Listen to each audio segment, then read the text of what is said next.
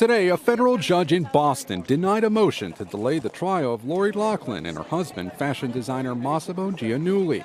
It's now officially set for October, despite the couple's lawyer now arguing prosecutors hid crucial new evidence he says would clear them of charges they bribed their daughters into USC as fake crew recruits. Authorities say $500,000 were funneled through a sham charity run by college admissions consultant Rick Singer, who pleaded guilty and cooperated with investigators.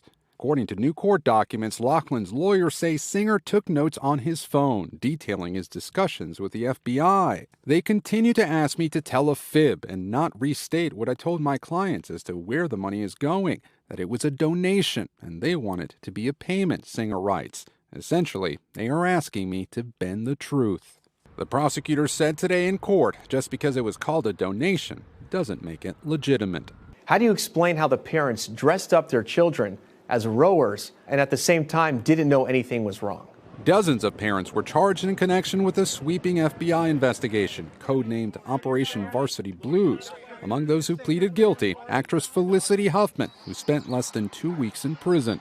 The scandal that rocked higher education now set to go before a jury, who will decide whether Loughlin's payment was an illegal bribe or a legitimate donation.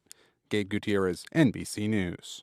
Hey, NBC News fans, thanks for checking out our YouTube channel. Subscribe by clicking on that button down here and click on any of the videos over here to watch the latest interviews, show highlights, and digital exclusives.